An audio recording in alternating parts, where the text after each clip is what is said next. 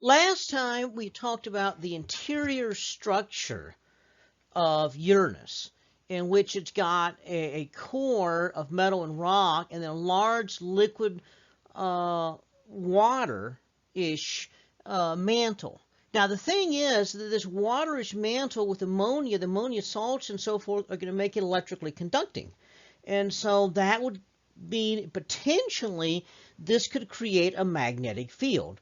Now, prior to the Voyagers, there was some debate about the magnetic fields of Uranus and Neptune because it was not sure that they would have a liquid iron core that you would need, like the inner planets use to make magnetic fields, and the liquid metallic hydrogen that Uranus, that Saturn and Jupiter use to make a magnetic field would not be present here. There's not enough pressure. These worlds are not big enough. Uranus and Neptune are not big enough to have the kind of pressure to squeeze the hydrogen into a liquid metallic state.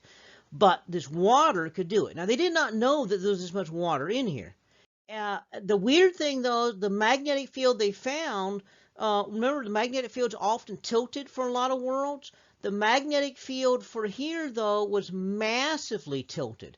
So if that's the pole right here, that's the North Pole, the magnetic field is tilted and enormous. In fact, it's closer, magnetic poles are closer to the equator than they are to the poles of the planet.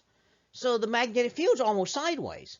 And not only is it almost sideways, but it is also way off center from where the magnetic field normally is. Now, Earth's magnetic field, you remember, was just a little bit off center, which is why you have the South Atlantic anomaly.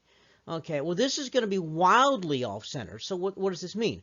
Well, it means the magnetic field is in a really bizarre configuration, way off center. And of course, as the planet rotates, it means that the magnetic field is twisting in space. So the magnetic field is twisting in space, and that means that the current sheath, or thing like that's like the Van Allen belt, is twisting like a corkscrew behind the planet. And so this is absolutely weird here. And in fact, it gives an aurora that's close to the equator, not an aurora that's close to the poles. So, and again, the Hubble telescope has been able to image this and see a little bit of the aurora right there. Okay. So this is downright weird. Now, how did this happen? They didn't know. So when the Voyager 2 spacecraft flew by and saw this bizarre magnetic field, it was a complete shock, and they really had no idea what caused this.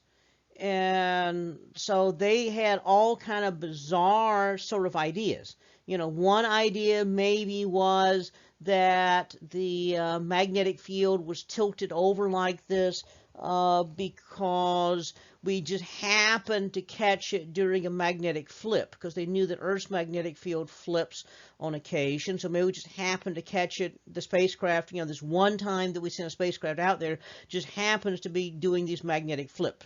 That doesn't really hold up because the magnetic field is much too stable to be due to it flipping. The second thing is that this magnetic field is also pretty strong. We think the Earth's magnetic field weakens when it gets ready to flip.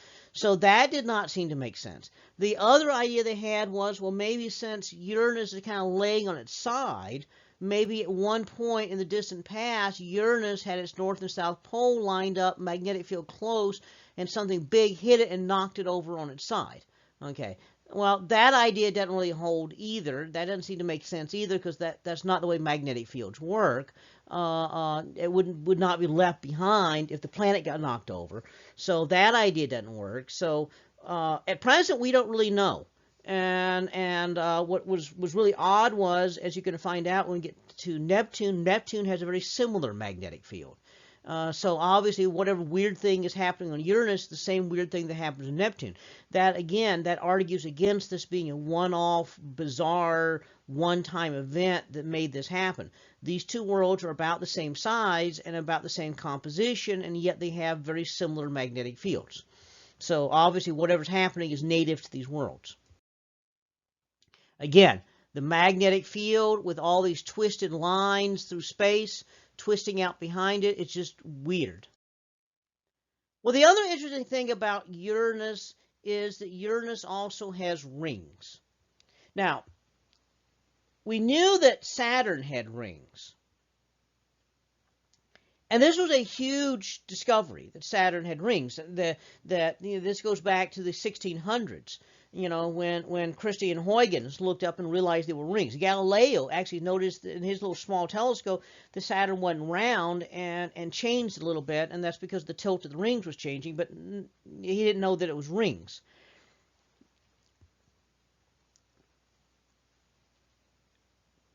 Before Voyager even got to Uranus, what happened was that the planet Uranus passed in front of a star.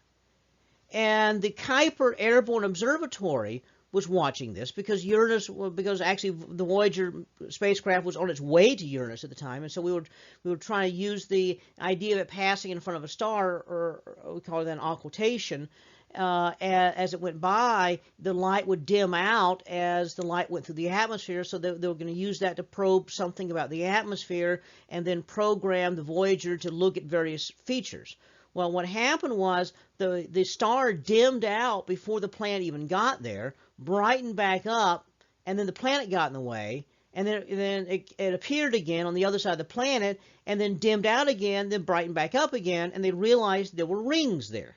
Okay. So that allowed them to discover that there were rings. What you're looking at here is actually a passage a number of years later. These are measurements from a different star that was being occulted in 1996, and showing that there's actually 3 rings going around there. And so, but the first measurement just showed that there were rings. And so that was a huge shock. Because that meant that not only did Saturn have rings, but Uranus had rings, and then shortly thereafter they discovered rings around Jupiter also. So that means 3 of the gas giants had rings. And so this was a big discovery right there.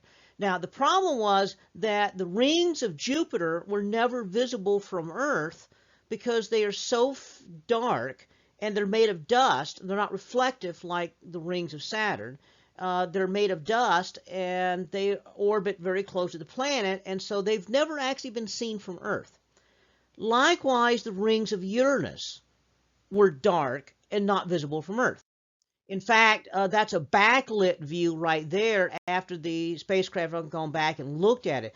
These rings have an albedo of 0.01. That's some of the lowest albedos that can possibly exist. That means they reflect only about 1% or less of the light that hits them. So the rings are exceedingly dark. Now, what's going on with these dark rings? Well, these dark rings we think are possibly ice, like the rings of Saturn, but they're covered in carbon. Where's all this carbon come from? Well, we'll get to that. There's rings out here, but there's also moons. There's a number of little bitty small moons that orbit very close to the rings, and these are probably acting as shepherd moons, keeping the rings in their fairly stable format. And so the ring system of Uranus bears strong resemblance to the ring systems of Saturn. Just a little bit different in that they're covered in soot, basically, carbon. So they're not as bright.